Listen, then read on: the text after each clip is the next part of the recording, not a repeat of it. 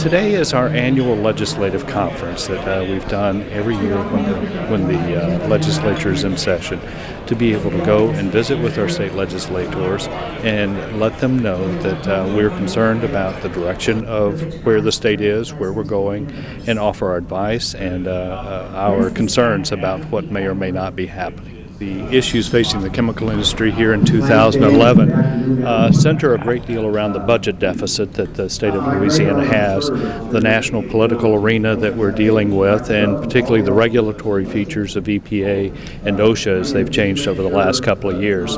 So those are all relevant issues that we're dealing with. But I think on a long-term basis, we need to continue to look at sustainability of the chemical industry as it deals with consumerism, which is one of the topics we'll be talking about during our luncheon speaker. Some of the big issues facing the chemical industry that you'd like people to know about. Well, first I'd like to say there's a real positive with regard to the chemical industry on the U.S. Gulf Coast right now. It's a good place to be again, and we're competitive again, and that's good news, and I want to pass that on. But there are several things out there that really could compromise that competitive advantage that we're seeing again, and so a real issue that we're watching very closely right now is some of the activity in the legislature which would increase the cost of moving natural gas through the state of Louisiana. That could very much hurt that competitive advantage that's driving growth in the chemical industry in the Gulf Coast and in the state of Louisiana. The railroads are a difficult issue for us, the rest of the country. We need them, and we also need them to be competitive. We can't make it without them, and often we can't make it with them. So they have posed a very difficult public policy dilemma. They are probably one of the most well-funded and effective lobbies in the nation's capital. Against our effort, they last year spent $35 million lobbying.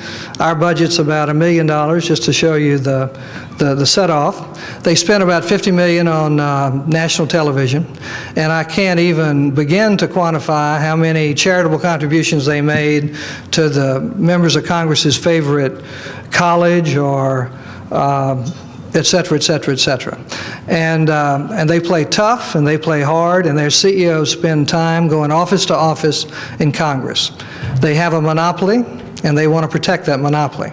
And against that, we have to do what we have to do to try to change that. So let me tell you where we are this year. I think any of you who've been watching this issue thought that the last Congress we were finally in place to get something done. We had the right leaders of the committees. We had a bipartisan effort. We had the Senate Commerce Committee, Republican Chairman Rockefeller from West Virginia, the Democratic Chairman Rockefeller from West Virginia, Republican Ranking Member Hutchison from Texas, getting together to work out a bill that would be a compromise and bring competition into the rail industry. And they got it out of the committee unanimously in December of 2009, and then the railroads turned against it and killed it, and we never got to pass that bill. So at the beginning of this Congress, we wondered if we had any opportunities, and it so happened that we do have some opportunities, and that's what I'm here to tell you about. Any of you who've been around this industry since before 1980 or in the business world dealing with railroads, in 1980 Congress radically changed the way railroads were regulated in this country. Prior to 1980, they were very tightly regulated. They had to go to the Interstate Commerce Commission to get permission to do almost anything. In 1980, the Congress said, let's go a different direction. Let's presume deregulation. They don't have to go to the ICC to get permission to do almost anything. And then market competition will regulate the railroads. And they saved some power for the case where you don't have access to any competition, you're captive, and off they went. Now the problem is, where is that competition 30 years later? You probably already know the answer. It doesn't exist. One of the things that has happened is, since 1980, the railroads have consolidated, maybe over-consolidated. They've come down to 4 big railroads in this country, 2 in the east, 2 in the west. About Final Four time a few years ago, we decided to illustrate this. So we put together the 4 railroads that have emerged from all the over 40 railroads that were here in 1980. And we didn't end up like a bracket for the Final Four with the four competing against each other, because they don't compete against each other. So we wanted to show the members of Congress and their staff that we have four railroads that have consolidated, but they don't compete. They've divided up the country. So BNSF, Union Pacific, west of the Mississippi, Norfolk Southern, CSX east.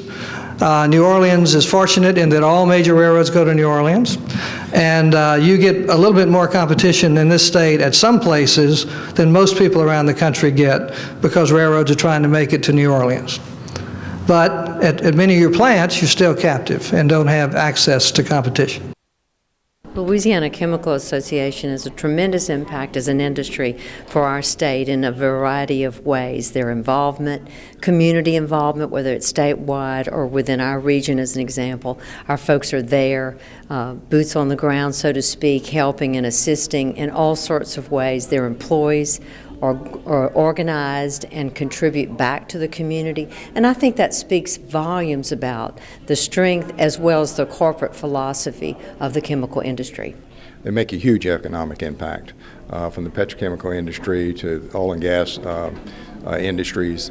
It's very heavily based in Louisiana, and it just has a tremendous impact on Louisiana. Anything that deals with natural gas and the advantage that we're enjoying in the state right now is of great concern. Any issues dealing with further taxation. And a major issue, of course, is with regard to the rail industry and what we feel is a disadvantage that we are realizing due to what we see as monopolistic practices by the railroads in the United States. I think we've demonstrated over the last few years, particularly to the congressional or to the state legislative delegation and the administration, that we are a major economic driver in the state, that without us, the state's going to truly suffer. So we're absolutely key. We're one of the top 5 economic drivers in the state. Secretary Morey with Department of Economic Development has certainly embraced the initiatives necessary to help us not only retain but also to try to grow our industry. So we're very excited about it. We're the largest industry really in the state. We're one of the biggest employers in the state. And of course the jobs that we offer are very high paying jobs relative to the median income in the state, as well as offer great benefit programs. So if you have a job in the chemical industry, odds are that you have a great job and you can support your family in a very, very good manner. From an employee-based standpoint, we're talking 25 to 30,000 direct employees of the chemical industry, and then an estimated 25 to 30,000 additional employees that are a result of the ancillary and supplier community that supports the chemical industry. So we're talking some 50,000 to 60,000 employees that directly depend upon the chemical industry. Our industry is quite mature in the state, and a lot of our workforce is also quite mature. And so we're facing an era in which we really are looking at significant losses of our workforces due to retirement. And so we really need to work to drive educational activities that will bring qualified workers back into our industry. What potential does exist for employment in the chemical industry? It's better than ever. Again, our industry is growing, it's competitive again, our plants are hiring people again, and we're facing this very turbulent time in which we're going to have a lot of turnover in our workforce. So it is a great time for new employees. It's also a fabulous time for our existing employees, because they're going to see a period where they're going to have amazing opportunity to move into larger roles.